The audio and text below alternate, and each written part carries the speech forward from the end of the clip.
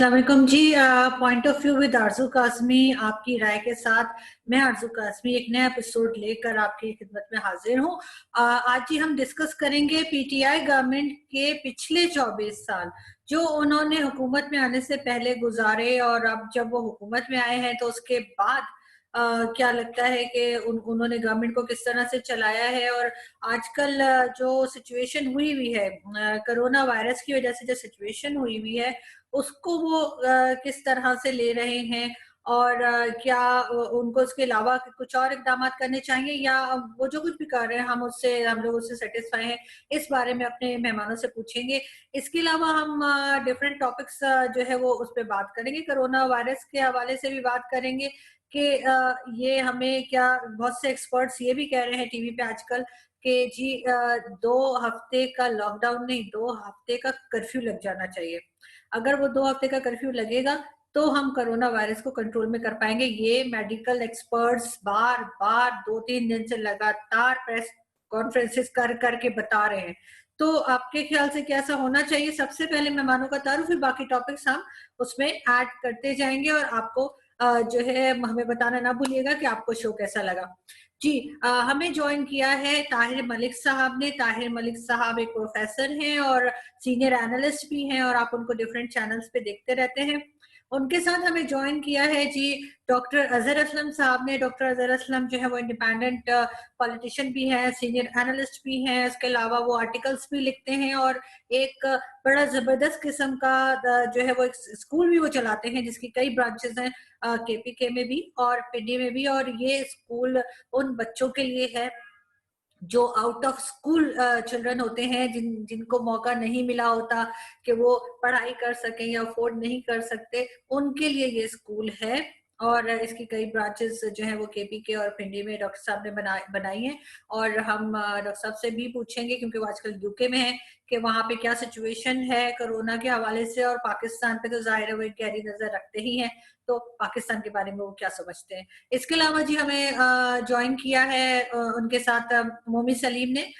मोमी एक environmental expert हैं, और मोमी को भी आप सुनते और देखते रहते हैं सोशल मीडिया पे भी और इलेक्ट्रॉनिक मीडिया पे भी। और मोमी से हमें बहुत कुछ सीखने को मिलता है। जब मोमी बात करती हैं तो वाकई में हम बहुत दफा एहसास होता है कि अपने एनवायरनमेंट को खराब करने में, क्लाइमेट को खराब करने में बहुत हद तक हाथ हमारा अपना भी होता है, कि हम उन छोटी छोटी चीजों का जो हमें छोटी छोटी लग रही होती हैं हमने उसका ख्याल नहीं रखा होता। इसके अलावा हमें जी साथ में हमें ज्वाइन किया है राजा फैसल साहब ने। राजा फैसल जो है वो एक सीनियर जर्नलिस्ट हैं, और काफी गहरी नजर रखते हैं, और काफी हद तक सपोर्टर हैं गवर्नमेंट के।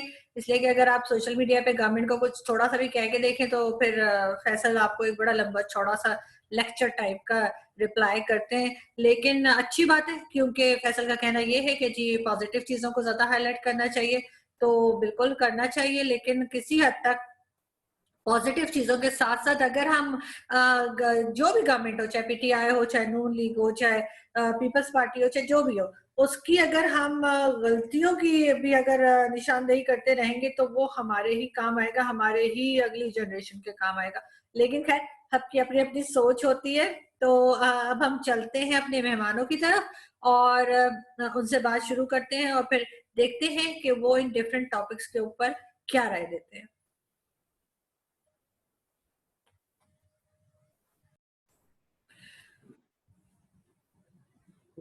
जी शुरू करें। जी जी जी मुझे बताइए, सबसे पहले ताहिर मलिक साहब आपकी तरफ ही आती हूँ। मुझे ये बताएं कि किस तरह से देखते हैं आप ये जो पीटीआई है इसके 24 सालों को, और जो अभी जो रिसेंटली जो इन्होंने जब से ज्वाइन किया है, गवर्नमेंट में आए हैं ये, तो आपको क्या लग रहा है कि कुछ बेहतर परफॉर्मेंस है इनकी, या किस तरह से देखते हैं आप पीटीआई को स्पेशली?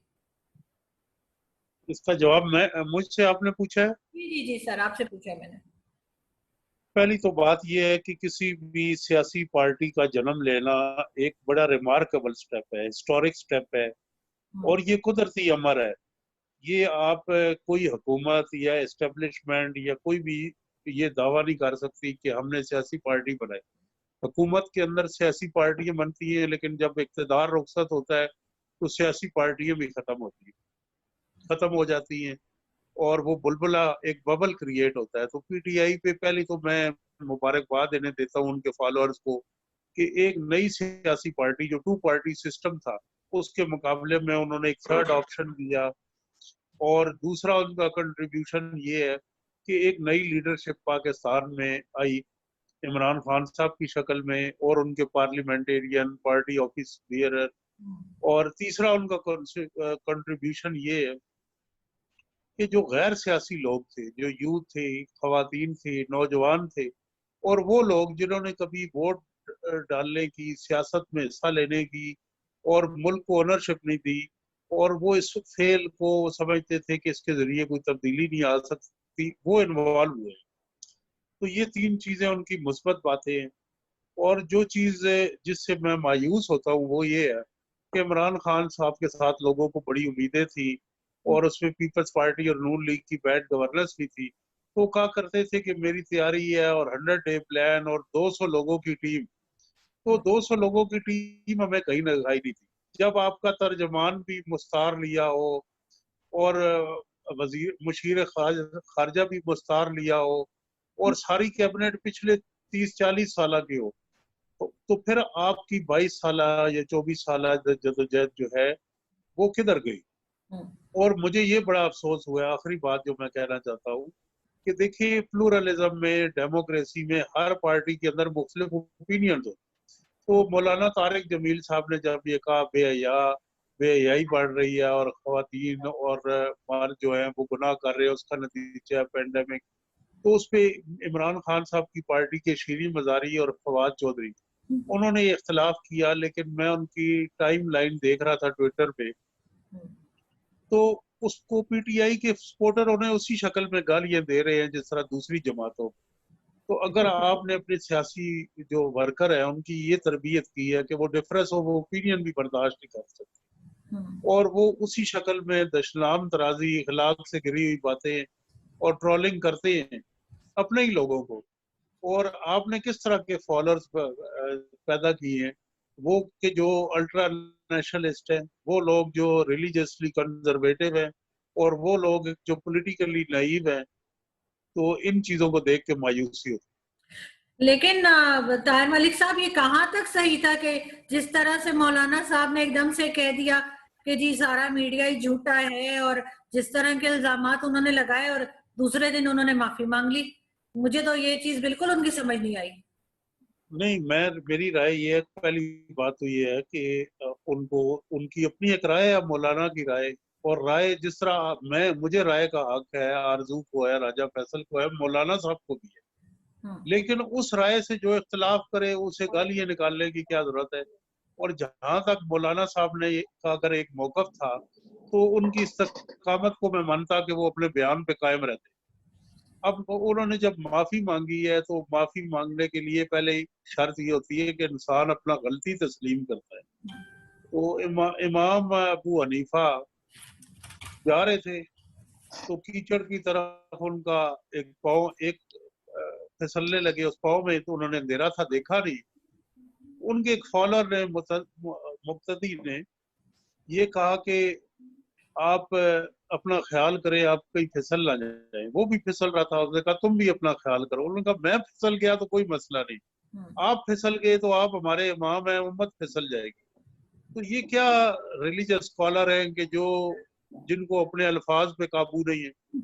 جو میڈیا کے بارے میں انہوں نے باتیں کی ہیں میں ان سے ایگری کرتا ہوں, لیکن میرا صرف ایک سوال ہے کہ کیا میڈیا میں سارے لوگ ایسے ہیں, کیا ہمارے مذہبی علماء سارے ایسے ہیں, کیا ہمارے سیاستدان سب سارے ایسے ہیں. میڈیا اور سیاست معاشرے کا عکس ہے.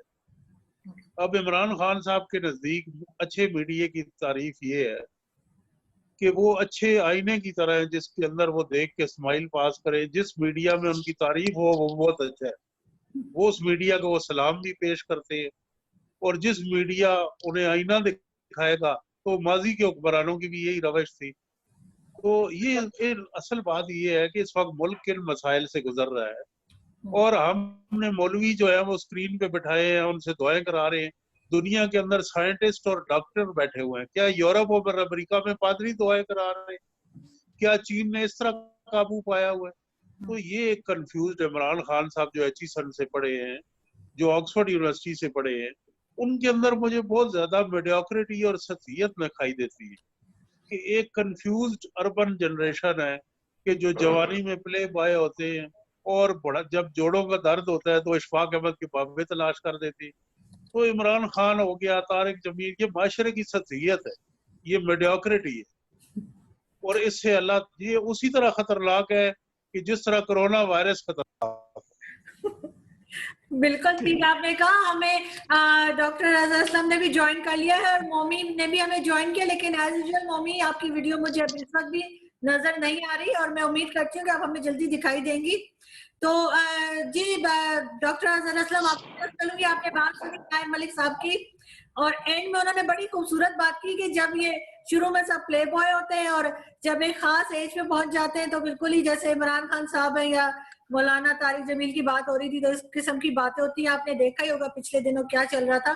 تو آپ کیا کہیں گے کہ ہم بات کر رہے ہیں پی ٹی آئی کے 24 سالوں پر. جی السلام علیکم. سوری میں معذرت, تھوڑی سی تاخیر ہوگی. آپ کی آئی ڈی میری ایک تو آئی ڈی میرے خلاف آپ کی بدل گئی تھی, کچھ مجھے بھی ٹیکنیکل پرابلم ہوگی.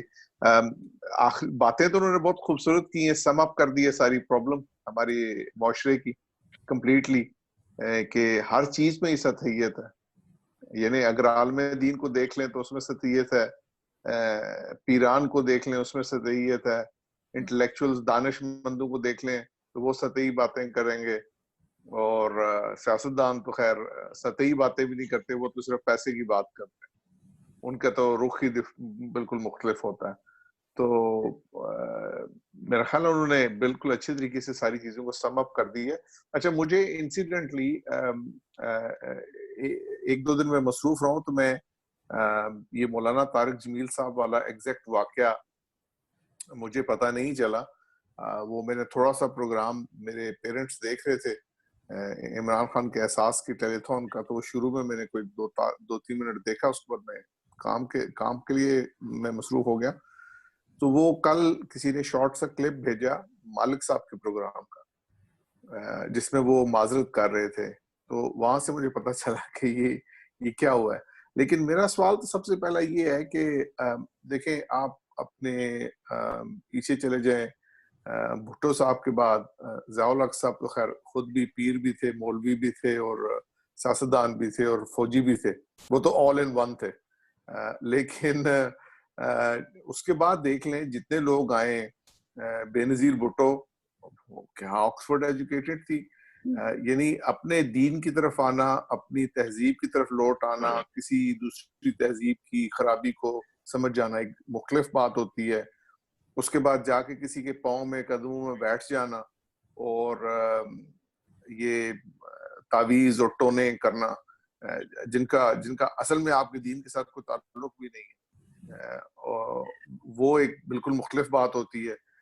تو آپ بے نظیر بھٹو سے لے کے عمران خان تک جتنے سیاستدان ہیں ان سب کو دیکھ لیں تو یہ سب اسی طرح کے کام کرتے ہیں. مجھے یہ سمجھ نہیں آتی ہے کہ یہ اول تو مجھے اس لفظ عالم دین سے ہی اختلاف ہے, اور سوری ٹو سے چڑ بھی ہے, کیونکہ دین ایز سچ کوئی مختلف چیز نہیں ہے. دین کے اندر دنیا شامل ہوتی ہے, یہ دین اور دنیا کی اصطلاح بھی غلط استعمال ہوتی ہے میرے نزدیک. وہ ایک مذہبی اسکالر ہیں, ایک فقہی ان کا ایک سوچ ہے, اس ایک مسلکی سوچ ہے, اس کے بارے میں وہ کوئی اوپینین رائے رکھتے ہیں تو وہ ٹھیک ہے. لیکن پاکستان میں انفارچونیٹلی مولویوں نے ایسا پنجہ گاڑا ہوا ہے مل کے, باقی جو کچھ طبقات ہیں ان کے ساتھ مل کے, کہ وہ یعنی ہر معاملے میں ہم ان کو آگے نمایاں کرتے ہیں, ان کو لیڈ کرنے کے لیے کرتے ہیں. اب اس کو ٹھیک ہے دعا مانگنی چاہیے. مجھے یہ سمجھ نہیں آتی ہے کہ آخر مولانا طارق جمیل صاحب کی مانگی ہوئی دعا میں, یا آپ کی مانگی ہوئی دعا میں, پروفیسر صاحب کی مانگی ہوئی دعا میں, راجہ صاحب کی مانگی ہوئی دعا میں, میری دعا میں کیا فرق ہے؟ الٹیمیٹلی قبول کرنے والا خدا ہے جس کو ہم مانتے ہیں, اور یہ کسی کو بھی نہیں پتا کہ وہ کس کی دعا کو کب قبول کرے گا.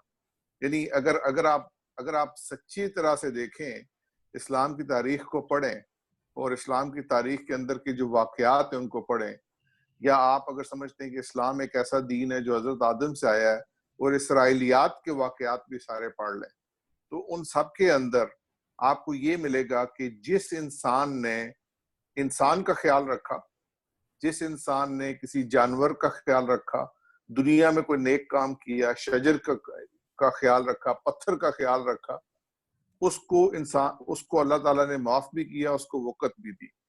مطلب آپ گلستان سعدی دیکھ لیں، بوستان سعدی دیکھ لیں، اسرائیلیات کی بکس اٹھا کے دیکھ لیں، اپنے سارے واقعات دیکھ لیں، حضرت ابراہیم کے قصے سن لیں، ابو بن ادم کے قصے سن لیں، جس کا قصہ اٹھائیں گے، کسی صوفی کا، کسی اس میں سب میں یہی ہوگا کہ اللہ کے نزدیک اس انسان کی اہمیت ہے جو کسی دوسرے انسان کے دل کو ٹھیک رکھتا ہے.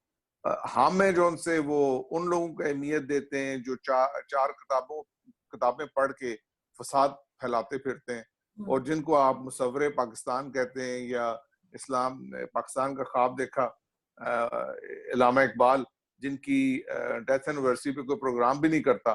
انہوں نے تو کیا لکھا تھا، دین ملا فی سبیل اللہ فساد. یہ تو فی سبیل اللہ فسادی ہیں سارے کے سارے. یہ میری مختصر سی اوپینین ہے. And I am not saying کہ 100% مولوی ایسے ہی ہوتے ہیں، لیکن 99% تو ضرور ہوتے ہیں. اس میں مطلب مجھے تو آج تک کوئی شاید ہی کوئی ایسے حضرت ملے ہوں جن کا تعلق ہے جو ان سا مذہب سے اس لحاظ سے ہو کہ وہ مذہب ان کا کاروبار نہ ہو، اور اس کے بعد وہ جو ان سے اس طرح کی باتیں نہ کریں. تو جب مذہب کو کاروبار بنا لیا ہے تو پھر ظاہر ہے یہی کچھ ہونا ہے. لیکن ہمارے یہاں تو یہ تک دیکھا گیا ہے ابھی اس جیسے کرونا وائرس پھیلا ہوا ہے، یہ وبا پھیلی ہوئی ہے، اس میں بھی ہم یہ کر رہے ہیں کہ سندھ میں آج بھی ویڈیو آئی ہے راجہ فیصل نے، اور جو لوگ ٹویٹر یوز کرتے ہیں انہوں نے ہو سکتا ہے دیکھی ہو کہ 2-3 دن سے چل رہی ہے کہ اگر کوئی نان مسلم، چاہے وہ ہندو ہو، کرسچن ہو، کچھ بھی ہو، وہ اگر جو گورنمنٹ بانٹ رہی ہے یا جو ادارے بانٹ رہے ہیں ان کو راشن اور کوئی پیسے وغیرہ، تو وہ ان سے کہتے ہیں جی پہلے کلمہ پڑھو پھر ملے گا. ہم صرف مسلمانوں کو دے رہے ہیں. ہم ایک طرف تو ہم بہت ڈھول پیٹتے ہیں بھارت کا کہ وہ یہ کر رہے ہیں مسلمانوں کے ساتھ، وہ کر رہے ہیں، لیکن ہمیں پرابلم یہ ہے کہ ہمیں اپنا آپ نظر نہیں آتا. ہم یہ نہیں، یہ کم سے کم سوری آرزو، یہ وہ ریاست مدینہ نہیں ہے جس کے اندر کتے کے مرنے کا بھی ذکر تھا اور اس کی ذمہ داری حکمران کے اوپر تھی. اب سوری میں نے یہ ویڈیو بالکل نہیں دیکھی ہے، لیکن مجھے یہ سمجھ نہیں آتی کہ یار سب انسان ہیں. مجھے بلکہ کرونا کا سب سے بڑا سبق یہ تھا جو میرے نزدیک ہے کہ تمام مساجد، تمام مندر، تمام گرجا گھر، تمام عبادت گاہیں بند ہو گئی ہیں، کیونکہ خدا انسان کے دل کے اندر موجود ہے. اس کو باہر جا کے ڈھونڈنے کی ضرورت ہی نہیں ہے. اگر آپ نے خدا کو ڈھونڈنا ہے تو آپ اپنے اندر اس کو ڈھونڈ لیں. اگر آپ کو اپنے اندر خدا نہیں ملتا تو پھر آپ کو خدا کو ملنے کا کوئی چانس نہیں ہے. اور جو اس قسم کی حرکات ہیں کہ جی آپ کلمہ پڑھیں اور یہ کریں اور وہ کریں، یہ شرمناک حرکات ہیں. ان کو یہی کہا جا سکتا ہے. ان کو کم سے کم ان کا اسلام سے کوئی تعلق نہیں، اور پاکستان سے تو بالکل ہی نہیں ہونا چاہیے، اور اس پہ شدید ترین ایکشن لینا چاہیے. میں یہاں پہ جی میں یہاں پہ اس موضوع پہ میں ایڈ کرنا چاہوں گا. وہ ویڈیوز میرے سامنے سے گزری ہیں، وہ بیسیکلی ویڈیوز کچھ شرارتی لوگ تو ہم میں موجود ہیں جو کہ یہ کر رہے ہیں، لیکن جو سب سے امپورٹنٹ بات یہاں پہ میں کرتا چلوں کہ ہمارے ہاں کوئی پارلیمنٹ سے یہ چیز نہیں جا رہی، یا کوئی گورنمنٹ بیسڈ کوئی چیز نہیں ہے، اسٹیٹ کی پالیسی نہیں ہے کہ اپنی مائنورٹیز کو ایسے تنگ کیا جائے. اب جیسے ہم لوگ ہیں، آپ سارے جو اس وقت ہم لوگ سارے اکٹھے بیٹھے ہیں، ہم میں سے کوئی ایسا نہیں کرے گا، اور نہ ہی یہ ہمارے ملک کی پالیسی ہے. لیکن اگر انڈیا کا لیا جائے، انڈیا سے موازنہ کرنا اس چیز کا بہت غلط ہے. چھوٹی چھوٹی چیزیں واقعی ہمارے معاشرے میں، خصوصاً فار فلنگ سندھ کے ایریاز میں جہاں پہ کہ یہ ہندوز رہتے ہیں، وہاں پہ ہوتی ہیں، لیکن وہاں پہ بھی ایسے اچھے لوگ موجود ہیں جو کہ ان کے ساتھ کھڑے ہوتے ہیں. ہمیں ان کا بھی ذکر کرنا چاہیے. انڈیا کے ساتھ اس لیے موازنہ بہتر نہیں ہے کیونکہ انڈیا میں اس وقت جو کچھ چل رہا ہے وہ ان کی رولنگ پارٹی کے منشور سے چل رہا ہے. انڈیا میں جو اس وقت چل رہا ہے وہ ان کے ملک کی اس وقت انٹرنل پالیسی ایسی ہے جس وجہ سے وہ یہ چل رہا ہے. انڈیا میں جو چل رہا ہے وہاں پہ मुस्लिम वेंडर्स की दुकानें बंद करनी और उनके स्टॉल्स बंद करने, ये सारा उनकी पॉलिसी का हिस्सा है, लेकिन हमारे मुल्क में ये पॉलिसी नहीं। मुझे बताएं कि हिंदुस्तान में क्या ये चल रहा है कि वो मुस्लिम लड़कियों को पकड़ के जबरदस्ती हिंदू बना के शादियां करें, जो हमारे यहाँ चल रहा है कि हम हिंदू लड़कियों को पकड़ के जबरदस्ती कलमा पढ़ा के और उनके मुसलमानों से शादी कर रहे हैं? ये मियां मिट्टू को अरेस्ट क्यों किया जाता? आरजू वहाँ पे शादी नहीं हो रही, आरजू वहाँ पे शादी नहीं हो रही, लेकिन आरजू वहाँ पे शादी नहीं हो रही, लेकिन इंडिया में इस वक्त पकड़ के गैंग रेप्स हो रहे हैं। ये बात ठीक है राजा साहब, गैंग रेप्स भी हो रहे हैं, बल्कि आपको आरजू इस बात को स्टेट पॉलिसी के तौर पे आपको याद है कि वो कौन से उनके सूबे के वजीर आला थे जिन्होंने कहा था कि हम कश्मीर से लड़कियां लाके अब शादियां करेंगे, और उसके बाद ये भी कहा था कि मुसलमान औरतों को, जॉनसन को तो कब्र से निकाल के रेप करना चाहिए। तो ये बात स्टेट पॉलिसी वाली बिल्कुल ठीक है। कम से कम खुदा न खास्ता हमारी स्टेट की इतनी शर्मनाक हालत नहीं हुई है कि वो इस किस्म की पॉलिसी को अपनाए। लेकिन जिस तरह उठाया जा रहा है, हम कैसे उस चीज को हम किस तरह से डिफेंड कर सकते हैं? उस चीज को हमें रोकना चाहिए, ये हम सबकी ड्यूटी। आरजू हमारे यहाँ मैं कुछ कहना चाहूंगा, एसीज और डीसीज फौरन उस जगह पे पहुंचते हैं, और यहाँ पे जो मौजूद हमारे जुडिशियल सिस्टम है वो भी उनको बुलाता है और वहां पे उनसे पूछता है कि उनके खिलाफ ये कैसे हुआ, और फिर उनकी रजा पूछी जाती है, और एक प्रिस्क्राइब जो उम्र है माइनर और मेजर की पाकिस्तान के कॉन्स्टिट्यूशन के लिहाज से, वो उसके तहत वहां पे फैसले होते हैं। I'm sure you are going to talk about मियां मिट्टू, वो जो वहां पे बहुत एक्टिव है, लेकिन उसको भी नहीं सुना जाता। फिर मालिक साहब कुछ कहना चाह रहे हैं, उनकी तरफ चलती है, लेकिन उससे पहले मैं जरूर कहना चाहूंगी, ये किस किस्म का इंटरेस्ट है जो सिर्फ टीनेजर लड़कियों को होता है? किसी बड़ी उम्र की औरत को किसी से प्यार नहीं होता, किसी लड़के को नहीं होता, किसी आदमी को नहीं होता। कोई हिंदू लड़का आदमी नहीं, मेरा नहीं ख्याल राजा साहब इस चीज को डिफेंड कर रहे हैं। मैं इस चीज को डिफेंड बिल्कुल नहीं कर रहा, इस चीज को डिफेंड नहीं कर रहे, वो ये दो मुख्तलिफ बातें हो रही हैं। अगर किसी की मर्जी के खिलाफ होता है तो मैं उसके साथ जाके खड़ा हूंगा। आपने ये जो बात की है लव मैरिज वाली, मैं आपको एक एग्जांपल लाके दे सकता हूँ कि एक 36 या 37 साल की, मैं आपको वो क्लिप भी भेजूंगा, और साथ में वो डॉन न्यूज की स्टोरी थी जिसमें के 36-37 साल की एक औरत थी, बच्चों वाली थी, उसका मियां उसको छोड़ के जा चुका था, हिंदू थी, उसके साथ एक मुसलमान लड़का था, he fell in love and they got married। ठीक है, मुझे आप मुझे 2-3 दिन में 2-3 एग्जांपल्स किसी मर्दों की बता दें जिन्हें यार आरजू, आप ये एक सुनहरा मौका मिला था हमें मौलवी बैशिंग का, वो आप खामखा टाइम ले रही हैं। मौलवी भी खामोश बैठी, प्रोफेसर साहब भी कुछ कहना चाह रहे हैं, आप उनको बोलने दें प्लीज। एक तो जी मालिक साहब, जी डॉक्टर साहब ने बहुत अच्छी बातें की हैं और बड़ा कुछ इनकी गुफ्तगू से सीखने का मौका मिलता है। फैसल ने भी बात की है।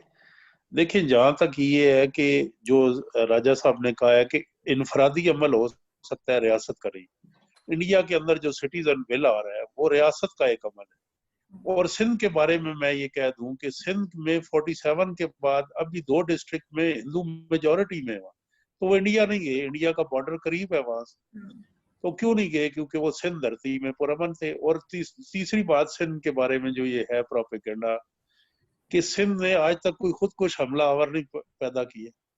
आप मुझे कोई सिंधी बताएं कि जो जितने हमारे यहाँ खुद कुछ धमाके हुए, कोई सिंधी दहशतगर्द का नाम बताएं, सिंधी इंतहा पसंद का नाम बताएं। तो सिंध सूफिया की है वादी, और वहाँ के ठीक है कि इस वक्त एक्सट्रीमिज्म इंतहा पसंदी हर तरफ है, लेकिन सिंध में हजारों साल से हिंदू और मुसलमान रह रहे हैं, अच्छे तरीके से रह रहे हैं, उनके सोशल उनके टाइज है। तो ये अगर इनफरादी अमल है तो कंडेम होना चाहिए, और मुसलमानों में और हिंदुओं में वहाँ बड़े अच्छे समाजी मरासिम में ताल्लुकात है। जहाँ तक ये है कि देखिए, फोर्स कन्वर्जन के खिलाफ एक बिल भी पाकिस्तान की पार्लियामेंट ने पास की है, और जुडिशरी ये बात सही है कि, लेकिन जब एक आदमी गरीब है और वो अंडर डेवलप्ड है, तो उस वहां पे कुछ इंडिया में और पाकिस्तान में ये भी देखना पड़ेगा कि ये मेजॉरिटी माइनॉरिटी सिंड्रोम है, और रियासत का काम है कि उन्हें प्रोटेक्ट करे।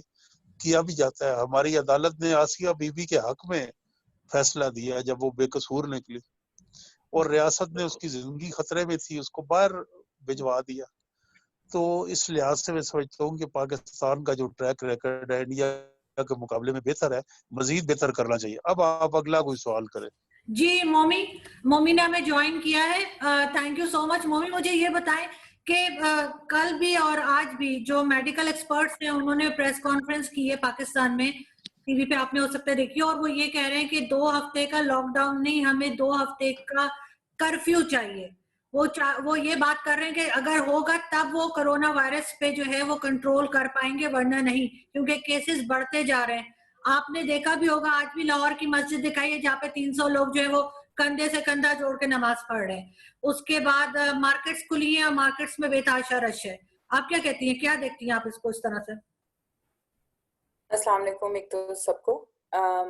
بالکل آرزو, آئی تھنک کہ وائرس جو ہے اس کا ایک انکیوبیشن پیریڈ ہے. اگر ہم پرانے ایک اپنے فلاسفرز کی یا اپنے پرانے سائنٹسٹ کی, مسلم سائنٹسٹ کی بات کریں تو انہوں نے ایک زمانے میں 40 days کا پیریڈ دیا تھا کسی بھی پینڈیمک یا کسی بھی ایپیڈیمک کے لیے.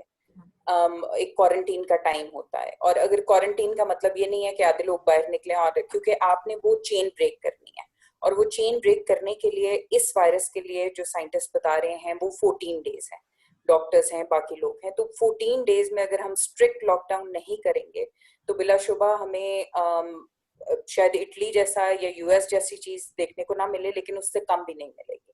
کیونکہ جس طرح سے ہم نے پچھلے 4-5 دنوں میں کیسز دیکھے ہیں, جس طرح سے وہ جمپ کیے ہیں نمبر, وہ اسی لیے کیا ہے کیونکہ اس طرح سے لوگ اس کو سیریسلی نہیں لے رہے ہیں. بلا شبہ ہمارے ادھر آف کورس 80% یا جتنا بھی جیسا گورنمنٹ بتا رہی ہے لوگ بلو پاورٹی لائن ہے یا بہت جو ڈیلی ویج ارنرز ہیں, ٹھیک ہے, ان کے لیے ایک ڈیفیکلٹ ٹائم ہے.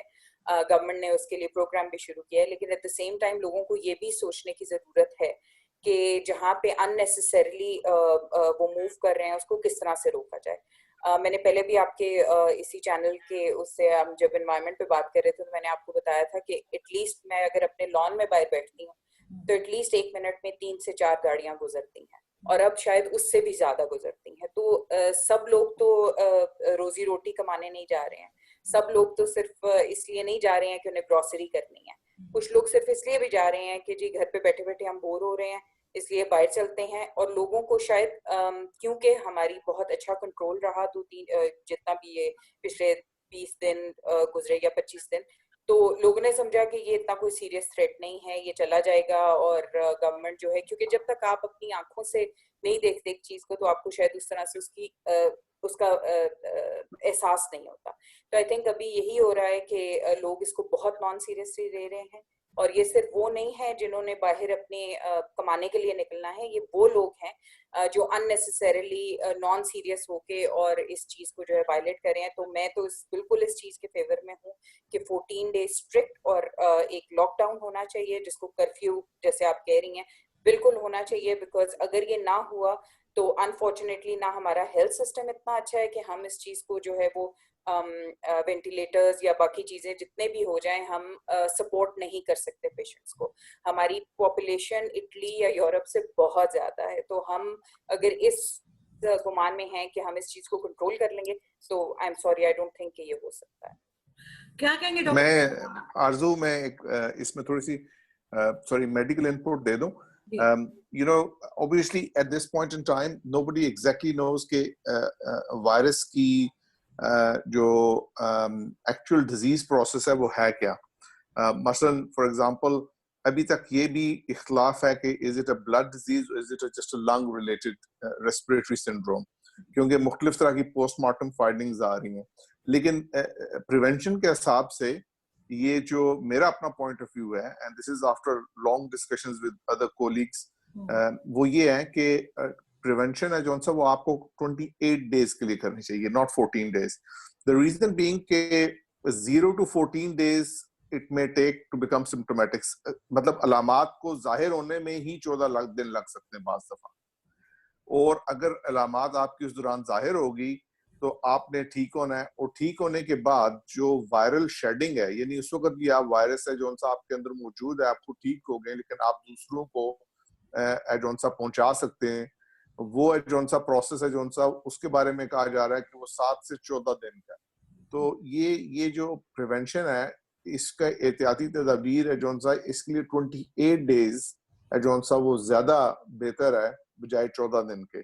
although 14 دن کو کافی standard throughout the world کہہ دیا گیا ہے, اس لیے مان لیا گیا ہے, لیکن personally learning from over past 6 weeks and observing very closely, اور میں تھوڑا سا انوالو بھی رہا ہوں کام کرنے میں, 28 days is better. آپ 28 دن کا رکھیں کہ آپ ایکسپوجر سے, the problem always is کہ آپ کو یہ بھی نہیں پتا کہ آپ ایکسپوز ہوئے ہیں یا نہیں ہوئے. اور مومن نے بات بالکل 100% درست کی ہے, کیونکہ نہ صرف آپ کی آبادی زیادہ ہے, آپ یہ دیکھیں کہ جو ڈیتھس ہوتی ہیں, جو اموات ہوتی ہیں, وہ ان لوگوں میں ہوتی ہے جن میں کو موربیڈیٹی ہوتی ہے, جن میں انڈر لائن یعنی ان کے پہلے سے کوئی بیماری ہوتی ہے, مثلا شوگر. اب آپ خود مجھے بتائیں پاکستان میں ڈائبٹیز کی کتنی زیادہ پریولنس ہے, یعنی پہلے سے کتنے زیادہ لوگ ہیں. پھر دوسری بات ہے کہ نیوٹریشنلی آلموسٹ 45% پاکستانی جو دیہڑی دار ہے, وہ بیچارہ اس کے پاس کھانے کمانے کے لیے ایک وقت کی روٹی روزی کا ایک وقت میں وہ کھاتے ہیں کھانا, اور ان کی نیوٹریشن, ان کی غذائیت ہی پوری نہیں ہوتی ہے. تو وہ غذائی طور پہ ان کی کمی کی وجہ سے وہ نیوٹریشنلی ویک ہیں. سو پاکستانی نیشن ہے جو ان سا, اس کا کمپیریزن اگر آپ اٹلی, امریکہ یا یو کے سے کریں گے, جہاں انتہائی صحت مند لوگ ہیں, جہاں پہ جو سا نیوٹریشن بھی بہت اچھی ہے اور انڈر لائن ڈیزیز بے تحاشا قابو میں ہے, تو پھر یہ پکچر ہے جو سا آپ کو اس سے بہت زیادہ ورس ملے گی اگر آپ نے اس کو ٹھیک طرح سے مینج نہ کیا تو. جی طاہر ملک صاحب, آپ نے بات سنی ڈاکٹر اظہر کی, آپ کیا سمجھتے ہیں اس سلسلے میں؟ میں یہ سمجھتا ہوں کہ جو ڈاکٹر صاحب نے بات کر دی کافی ہے. میں تو ڈاکٹر ہی نہیں ہوں, تو میں نے ان کی باتوں سے سیکھا ہے, اور اب میں سبجیکٹ کا ایکسپرٹ نہیں ہوں, تو آپ کو مجھ سے کچھ کوئی اور سوال کرنا چاہیے جو میں ملک کے اندر دیکھ رہا ہوں. یہ تو اچھی بات ہے نا کہ آپ 3 ہفتے سے گھر ہیں, اور آپ مجھے کہہ رہے تھے کہ آپ باہر نکلنے کی اجازت نہیں ہے آپ کو چینلز وغیرہ پہ جانے کی. نہیں, میں اب یہ کہنا چاہتا ہوں ڈاکٹر صاحب, ان کو بھی یہ بتاتا ہوں کہ اسلام آباد کے بڑے جو میڈیکل سٹور ہیں, وہاں پہ بھی N95 ماسک نہیں. اور دوسری بات یہ ہے کہ جو جہاں پہ کئی ہیں تو وہ اس کی پرائس 750-800 روپے مانگ رہے, اور رنگ رنگ کے سینیٹائزرز ہیں جنہیں شک پڑتا ہے کہ یہ بعض کو ہاتھ پہ لگانے سے بڑی جلن سی بھی ہوتی ہے, گھٹیا. کوئی ہمارے پاس جو ادارے ہیں, پاکستان سیفٹی سٹینڈرڈز اور سائنٹیفک ریسرچ کونسل یا پاکستان سٹینڈرڈز, کوئی ایسا ادارہ, ڈرگ انسٹیٹیوٹ جو یہ ریٹنگ کرے کہ یہ سینیٹائزر جو ہے, یہ جو برانڈ ہے یہ ہے, تو اس وقت مارکیٹ میں ہے نہیں, لوگ اٹھا رہے ہیں اور وہ بہت اوور پرائسڈ بھی ہیں, اور اس پہ شک بھی ہے کہ یہ ہے نہیں. اور تو اس طرح کی چیزیں جو ہے وہ ایک عام آدمی پیسے کے ساتھ بھی اس کو اچھی چیز دستیاب نہیں ہے. صحیح, میں یہ کہنا چاہوں. تو آپ کو لگ رہا ہے کہ ان کو یہ تھوڑا سا پرولونگ کرنا چاہیے, جو ہے لاک ڈاؤن ہے اس کو تھوڑا آگے بڑھانا چاہیے اور تھوڑی سختی بھی کرنا چاہیے. جی, دوسرا یہ کہ پریونٹیو کیئر کے لیے چیزیں ڈاکٹرز کے پاس بھی نہیں ہے, ڈاکٹرز کا بھی ہمیں خیال رکھنا ہے, فرسٹ لائن آف ڈیوٹی میں ہے. دوسرا, ہم جو ٹاسک فورس پرائم منسٹر نے بنائی ہے اور جو ہیلتھ منسٹری کے آفیشلز ہیں, ان کی پریس کانفرنسز ہونی چاہیے. اب فیڈرل گورنمنٹ اور سندھ گورنمنٹ کے جو ترجمان ہیں, جو پوائنٹ سکورنگ کرتے ہیں, شام کو ٹاک شو میں بھی لڑتے ہیں, دن کو ان کی پریس فردوس عاشق عوان یا شہباز گل یا سندھ کے جو ہوگے یا نون لیگ کے ہوگے. اس کے علاوہ ہمیں دیکھیں یہ ایک میڈیکل ایشو ہے, اس کے اندر ڈاکٹر صاحب نے اب بات کی ہے, وہ ہمیں سمجھ آئی ہے, ہم نے اسے چیزیں پتہ چل انلائٹن کیا. تو ہم دنیا سے مخالف سمت میں چل رہے ہیں. کیا یورپ امریکہ نے 7 پادری بٹھائے, ہم ساتھ ایک تو مولوی بٹھا لیتے, ڈاکٹر نہیں, اور پھر اب وہ مولوی ہمیں کہتا ہے کہ تمہارے اعمال ایسے ہیں, آرزو نے دوپٹہ نہیں کیا جس کی وجہ سے یہ, اور یہ ہاف سلیو اس فلاں خاتون نے پہنا ہے تو یہ آ گیا. تو ہم دنیا سے مخالف سمت پہ جا رہے ہیں, اور جس سے حکومت کی اپیل پہ 2.5 ارب روپے جمع ہو گئے, جس عالم دین کی دعا پہ حکومت کی, اس کو بے شرم اور بے حیا عوام کو کہہ رہے. کیا نبی پاک صلی اللہ علیہ وآلہ وسلم نے اپنی امت کے لیے ہمیشہ دعا کی, شفاعت کی, ان کو کبھی اس طرح انہوں نے ان کے اوپر تنقید کی؟ تو جب یہ ماحول ہے, ریاست نے کلیئر ہی نہیں کیا کہ جو عارف علوی صاحب نے بھی معاہدہ کیا وہ ایک کمزوری دکھائی. سعودی عرب اور ایران کی مثال ہمارے سامنے ہے, انہوں نے ایک تھرڈ آپشن مولویوں کے ساتھ یہ ہوگا وہ ہوگا. عارف علوی صاحب میڈیکل ڈاکٹر بھی ہیں, کراچی کی اچھی فیملی سے ہیں, इनके चचा जो हैं जामिया मिलिया दिल्ली के बहुत बड़े प्रोफेसर थे, मोहम्मद मुजीब साहब, लेकिन वो सदर बन के कभी आटे की बोरी पकड़ा रहे होते कुली को, कभी मौलवियों को प्लीज कर रहे होते हैं। तो अजीब ये मायूसी है, और इसके लिए मैं समझता हूँ नून लीग और तहरीक इंसाफ अंदर से इस इशू पे ये है कि मजहबी वोट जो है हमसे दूर ना हो जाए, मौलवियों को भी हमने अपीज करना है, रियासत का वो नहीं सोच रहे। सही, बिल्कुल। देखिए मैं यहाँ पे कुछ ऐड करता चलूं। यहाँ पे एक चीज बस कहना चाहूंगी आपकी बात से पहले कि एतराज करने का क्या है, वो तो मैंने इत्तेफाक से मुझे अपनी मदर की एक साड़ी मिल गई थी कुछ दिन पहले, तो मैंने वैसे ही कल वो साड़ी पहन के और मैंने एक वीडियो बना के लगा दी ट्विटर पे कि जी रमजान मुबारक, ये वो सब मेरे पीछे पड़ गए, तुम तो हिंदू हो, तुमने हिंदू बन गई हो, तुमने साड़ी पहन के रमजान की मुबारकबाद दी है, इतना मुझे गालियां लगाई कि मैंने वो डिलीट कर दिया, मैंने उसको यूट्यूब दबा, तो ये हाल किया मैं लोगों ने। आप क्या कहते हैं? नहीं ये लोगों की आपसे देखे मोहब्बत है। मैं राजा साहब एक बात कहना चाहूंगा, मौलाना तारिक जमील साहब जब जीसी कॉलेज में थे तो जीन्स पहनते थे, म्यूजिक पे डांस करते थे, रियासत ने तो नहीं कहा कि आप ये ना करें, लाइफस्टाइल ना अपनाएं। फिर जब वो रिलीजन की तरफ इंक्लाइंड हुए, उनकी जिंदगी यकसर मुख्तलिफ बदल गई, उनकी ड्रेसिंग भी और दाढ़ी भी उन्होंने रख ली, रियासत ने नहीं कहा कि अब आप यूं क्यों। तो मेरा ख्याल है कि हमें इंडिविजुअल चॉइसेस रिस्पेक्ट करनी चाहिए, और वो चीज जिससे दूसरों की दिल आजारी हो, जो हम दूसरों को ऑफेंड करते हैं अपने लिबास के मामले में, ज़बान के मामले में, उससे एहतियात करनी चाहिए। बिल्कुल जी। और आरजू, आपने साड़ी की बात की, आपको आगे से ये कह देना चाहिए था कि there was a time when it used to be पाकिस्तान's national dress. 71 से पहले it was part of पाकिस्तान's national dress. और दूसरी बात यह है कि आप बहुत अच्छी लग रही थी और आइंदा भी आप पहना करें। और कराची में आज भी काफी सारी डिवेलिंग्स ऐसी मौजूद है, ऐसे एरियाज मौजूद है जहाँ पे कि ये पहनी जाती है, और ये सिर्फ लिबास है और इसको लिबास की हद तक। राजा साहब ने आपका दिल जीत लिया आरज़ू।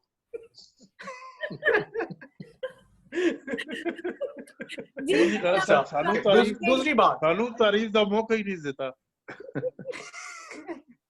दूसरी बात, मलिक साहब ने बहुत अच्छा कहा कि हर एक को हक होना चाहिए कि वो क्या पहनते हैं, वो कब दीन की तरफ मुतवज्जो होते हैं, कब नहीं होते, कब उनका दिल नहीं करता, ये एक पर्सनल चॉइस है। और मेरे ख्याल में पाकिस्तान में इन्होंने एक और बहुत इंपॉर्टेंट बात ये कही कि दो पार्टीज की इंक्लाइंड है रिलीजियस वोट की तरफ, PMLN और PTI। यहाँ पे मैं एक चीज और ऐड करता चलूं, देयर वर टाइम्स के मौलाना फजलुर रहमान भी बतेरी गालियां निकालने के बाद भी फिर भी जाके तो उनसे मोहतरमा मिली थी और इकट्ठे बैठते थे। ये एक सितम जरीफी समझ लें, या हमारा सोशल सेटअप ऐसा है कि यहाँ पे रिलीजियस वोट के बगैर आप इलेक्शन या फिर आप सियासत नहीं कर सकते।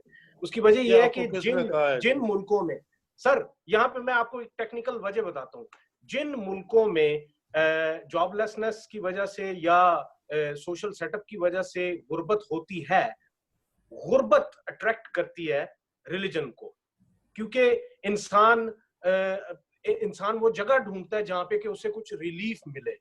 वो मस्जिद जाता है, अल्लाह से दुआ करना शुरू कर देता है, वहां पे उसको मौलाना मिल जाता है, मौलवी मिल जाता है, और वो मौलवी उसको अपने धारे में डालने की कोशिश करता है।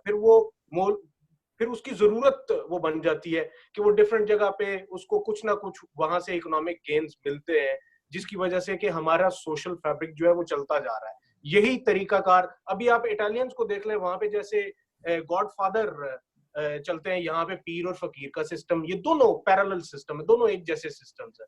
तो ये इस तरह की जो चीजें हैं, सोशल कनेक्टिविटी, रिलीजन और डिफरेंट मोड्स हो सकती है, लेकिन ऐसा मुल्क जो कि गरीब मुल्क होगा, वहां पे रिलीजन को हमेशा इस्तेमाल किया जाएगा सोशल कनेक्टिविटी के लिए और रिलेशंस बनाने के लिए।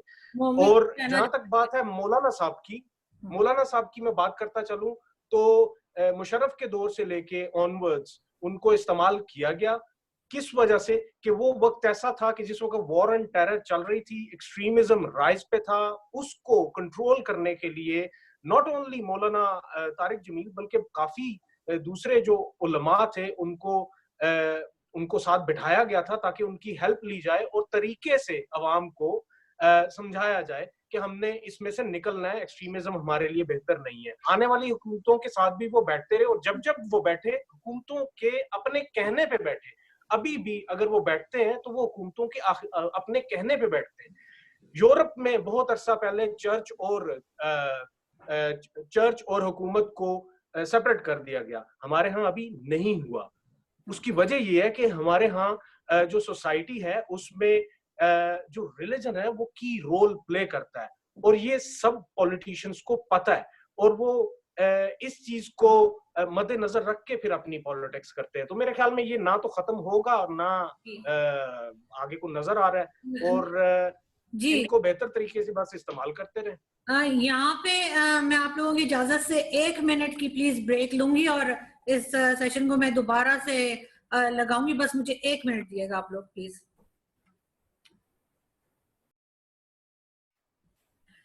जी मम्मी आप कुछ कहना चाह रही थी? नहीं, मैं बस वैसे ही फैसल की बात पे कह रही थी कि पीरी फकीरी इस्लाम नहीं है। हमारे इधर असल में जो रिलीजन है उसकी बहुत सी फॉर्म्स पाई जाती हैं।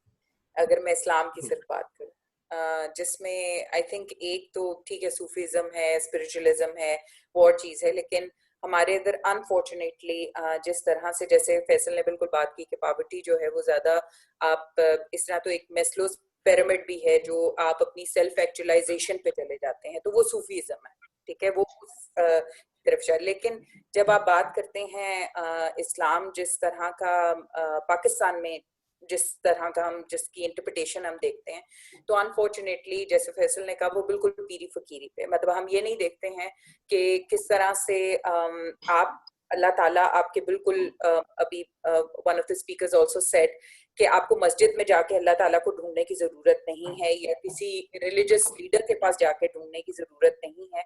अगर रमजान का महीना है या आपने वैसे इबादत करनी है तो आप अल्लाह ताला को खुद ही से आप अपनी नमाज, अपने रोजा, जो भी आपने करना है वो आप अपने घर के अंदर भी कर सकते हैं।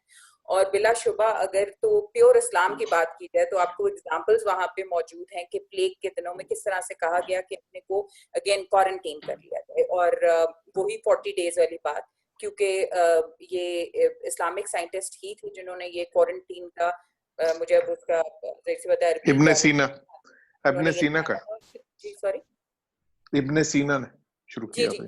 तो एग्जैक्टली तो 40 डेज का टाइम है, बिल्कुल जैसे डॉक्टर साहब ने कहा इट इज नॉट 14 डेज, लेकिन at the same time 40 days अभी तक हमारे पूरे हो गए होते अगर सब ने इसको रिलीजियसली फॉलो किया होता, rather than following the religion that they have interpreted in their own way, they would have religiously followed this quarantine, तो शायद अभी हम इस मुश्किल में से निकल गए होते।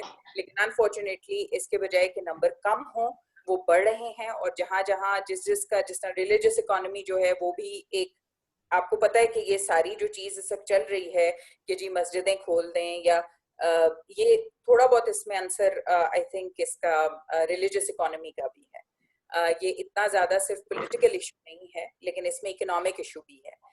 तो यहाँ पे असल में अक्सर ये होता है कि बात कुछ होती है लेकिन उसको बयान, उसका नैरेटिव और तरीके से बिल्ड किया जाता है, क्योंकि उसमें जो इंटरेस्ट छुपे हुए होते हैं उनको सामने नहीं रखा जाता।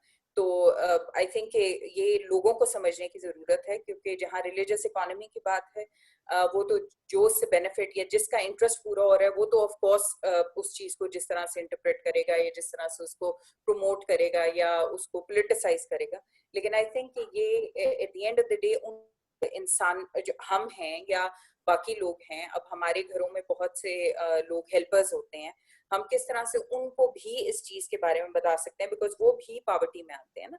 तो आम दिनों में, ये तो अभी कोरोना का इशू है तो, लेकिन अगर रिलीजन की प्योरली बात की जाए तो ये पीरी फकीरी और ये जिस तरह का इस्लाम को, जिस तरह का मैं अगर इसको चरखा कहूँ जो बना दिया गया, अगर हम लोग इसको जिस तरह से घरों में अपने साथ जो लोग हमारे हेल्पर्स होते हैं जिनकी इतनी अंडरस्टैंडिंग नहीं है, तो हम लोग अगर उनको ये बात थोड़ा सा बताना शुरू करें, ये हमारे पे भी रिस्पॉन्सिबिलिटी जो है वो फॉल करती है। जी डॉक्टर अजहर, यहाँ पे मैं एक चीज ऐड करता चलूं, हुकूमत के पास बहुत अच्छा मौका था इस वक्त जो कि इन्होंने जाया किया है। वो मौका ये था कि हुकूमत को पूरी विल के साथ तमाम उलमा को और तमाम रिलीजियस तबकात को ये कहना चाहिए था कि लोग مکہ میں مدینہ میں سب کچھ بند ہو گیا ہے, اس وجہ سے وہاں سے فتویٰ آ گیا کہ سارے کے سارے بند ہونے چاہیے. آج ہم بند کر رہے ہیں. اب یقین کریں اگر وہ یہ بات کرتے تو کافی سارے علماء جن کے الاؤنسز اور جن کی اسٹرائپنڈ سعودیہ سے آتی ہے, جن کی اسٹرائپنڈ تہران سے آتی ہے, یہ سارے کے سارے انہوں نے چپ کر جانا تھا. سعودیہ والوں نے تو ٹوٹل چپ کر جانا تھا. اس کی وجہ یہ ہے کہ ان کو پتا ہونا تھا کہ اگر ہم لوگ سعودیہ کے خلاف بولے تو ظاہری سی بات ہے پھر اسٹائپنڈ نہیں آئے گی. تو میرے خیال میں یہ حکومت کے پاس بہت اچھا موقع تھا سب کچھ بند کرنے کے لیے, جو کہ انہوں نے ضائع کیا. جی ڈاکٹر اظہر, لیکن ایک چیز اور بتائیے نا کہ پھر یہ ڈیلی ویجز والوں کا کیا کریں, جو اکانومی کہہ رہی ہے گورنمنٹ بار بار کہ جی اکانومی بیٹھ گئی ہے, لوگ بے روزگار ہو گئے, لوگ گھر کیسے چلائیں, دیکھیں کیسے چلیں 28 ڈیز. اچھا آرزو دیکھیں, آئی تھنک میں دونوں کی بات جو سا ویری ریلیونٹ ہے. میں نے جو سب سے پہلے بات کی ہے کہ یہ جو اسلام ہے اس کا تو اسلام سے تعلق ہی کوئی نہیں ہے, نہ پیری فقیری کا تعلق ہے, تو نہ یہ جو مولوی بنے ہوئے ان کا کوئی تعلق ہے. یہ تو مسلک پرست ہیں, فرقہ پرست ہیں سب کے سب. ان میں سے کوئی بتا دے مجھے کہ رسول کریم کے زمانے میں کون دیوبندی تھا اور کون بریلوی تھا اور کون ہاتھ کھولتا تھا اور کون ہاتھ باندھ کے نماز پڑھتا تھا. ان کو تو کچھ پتہ ہی نہیں ہے, جاہل ہیں. آئی ایم سوری ٹو سے ٹوٹل جاہل ہیں. تاریخ کبھی پڑھ کے کھول کے دیکھیں تو ان کو یہ جو پردے کی بات کرتے ہیں نا, یہ جو پردہ ہے, اس پردے کے بارے میں دیکھا جائے اور اگر ان کو بتایا جائے کہ مدینے میں جون سی جو غلام عورتیں ہوتی ہیں ان کی بریسٹ ننگی ہوتی تھی کیونکہ یہ غلامی کی نشانی تھی, اور یہ اسلامک مدینہ کی بات ہو رہی ہے جناب. تو یہ تو تاریخ کھول کے پڑھتے ہی کوئی نہیں ہے. کبھی کھول کے پڑھ لیں اور اس کو دیکھ لیں تو ان کو پتہ چلے کہ مذہب دین ہے جون سا, اس کا تعلق کیا ہے. اور جہاں تک یہ پرائیویسی کی بات آتی ہے کہ انسان کیا اڈاپٹ کرنا چاہتا ہے, یہ ہمارے دین کے اندر ہماری ساری مسلم امپائرز ہیں جون سی, اس لحاظ سے وہ ساری کی ساری سیکولر تھی ان اے وے کہ ہر قسم کا بندہ وہاں رہتا تھا. وہاں پارسی بھی رہتے تھے, جوز بھی رہتے تھے, ہندو بھی رہتے تھے. سب مسلم امپائرز کو آپ دیکھ لیں تھرو آؤٹ دا ہسٹری, اور وہ کبھی ڈسکریمنیشن نہیں ہوتی تھی. مغل امپائر ہماری, چونکہ انڈیا پاکستان ہم یہاں کے رہنے والے سب کانٹیننٹ کے, مغل امپائر میں دیکھ لیں ہر مغل جو شہنشاہ ہے اس کی کورٹ میں ہندو ہیں جون سے, وہ منسٹرز بھی ہوتے تھے اور سب کچھ ہوتے تھے. جو اسلام پاکستان کے اندر بنا دیا گیا ہے, اس اسلام کے لیے نہ تو پاکستان بنا تھا اور نہ یہ اسلام ہے جون سا پاکستان کو اس قسم کی مسائل سے نکال سکتا ہے. یہ مزید اندھیرے میں ضرور ہم جا رہے ہیں, تاریکی میں جا رہے ہیں, لیکن اس سے نکلنے کا کوئی چانس نہیں ہے, خاص طور پہ ان ملاؤں اور ان پیران کے ساتھ. فیصل کی بات اس لحاظ سے میں ایکسپینڈ کروں گا تھوڑا سا کہ دیکھیں every adversity is an opportunity. ہر مصیبت ہے جون سی وہ ایک موقع لاتی ہے. مثلا آپ کو پتا ہے کہ یہ جو واٹس ایپ ہے, پن انٹرسٹ ہے, اور اس طرح کے سارے سٹارٹ اپس ہیں جون سے 2008 کی ریسیشن میں شروع ہوئے تھے, کیونکہ جتنی مصیبت آتی ہے انسان اتنا کریٹو ہو جاتا ہے. ابھی آپ اگر کھول کے پڑھیں کہ وینٹیلیٹرز کی کمی کو پورا کرنے کے لیے مختلف ملکوں میں لوگوں نے کیا کیا کریشن کی ہے, تو ہمارے یہاں پاکستان میں کس چیز کی کمی ہے؟ ہمارے یہاں انسٹیٹیوشنز کی کمی ہے, ٹھیک ہے, ہمارے یہاں سسٹم کی کمی ہے, نظام کمزور ہے, ادارے کمزور ہیں. تو یہ وہ موقع تھا جب اداروں کو مضبوط بنایا جاتا. مثلا میں آپ کو ایک چھوٹی سی مثال دے دوں, یو کے میں روز 5 بجے شام کو ایک حکومت کی طرف سے بریفنگ ہوتی ہے. ایک پہلے وزیر اعظم خود دیتے تھے, اب وزیر اعظم چونکہ بیمار ہے بورس جانسن, تو اس لیے جو سینئر منسٹر ہوتا ہے کوئی نہ کوئی ایک سینئر منسٹر آ کے روز 5 بجے وہ پچھلے پورے 24 گھنٹے کی بریفنگ دیتے ہیں کہ ہم کیا کر رہے ہیں, کتنی ڈیتھس ہوئی ہیں, کتنی اموات ہوئی ہیں, کتنے ہم نے ٹیسٹ کیے ہیں, کیا ہماری کیپیسٹی ہے, کیا ہم ایکشنز لے رہے ہیں. اور اس کے بعد ان سے کھل کے سوال جواب کیے جاتے ہیں, پورا میڈیا ان سے کھل کے سوال جواب کرتا ہے. یہ اگر عمران خان صاحب صرف اتنا ہی کر دیتے کہ روز 5 بجے آ کے بریفنگ ہی دے دیا کرتے میڈیا کو, اور عوام کو بھی ان کانفیڈنس لیتے, اعتماد میں لیتے. ہمارے عوام کو یہ بھی تو ہم دیکھیں نا کہ جہالت کتنی ہے, ان پڑھ لوگ ہیں, سمجھتے نہیں ہیں, کانسپیریسی تھیوریز پہ ہم فوراً بلیو کرنا شروع کر دیتے ہیں. تو توہم پرستی بہت زیادہ ہے ہمارے ہاں, شخصیت پرستی بہت زیادہ ہے. تو یہ وہ موقع تھا کہ جب ان ساری چیزوں کی جو مثبت रुख हैं उनको इस्तेमाल करते हुए हम अपने हालात को बेहतर करते, और ना सिर्फ ये है कि कोरोना वायरस पे इकदामात भी ऐसे लेते जिनसे आपका हेल्थ सिस्टम बेहतर होता, आपकी जो कमजोरियां सामने आती उन कमजोरियों को काबू पाने के तरीके दरियाफ्त होते और उनको इनकरेज किया जाता।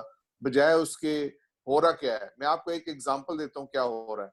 बलोचिस्तान में चूंकि मेरे दोस्त हैं जो उनसे वो सीनियर लेवल पे बैठे हुए, उन्होंने मुझे, और मेरे पास इस रिटन डॉक्यूमेंट्स अगर आप चाहते हैं तो मैं आपको भेज दूंगा कि जब उन्होंने प्रोक्योरमेंट की है पीडीएमए ने, तो प्रोक्योरमेंट में जो चीज 1 लाख 1.5 लाख की थी वो 5 लाख में खरीदी गई है, और उसके बाद वो पैसे कहाँ गए और वो जो चीजें वो कहाँ गई और किसको मिली है वो एक अलग कहानी है।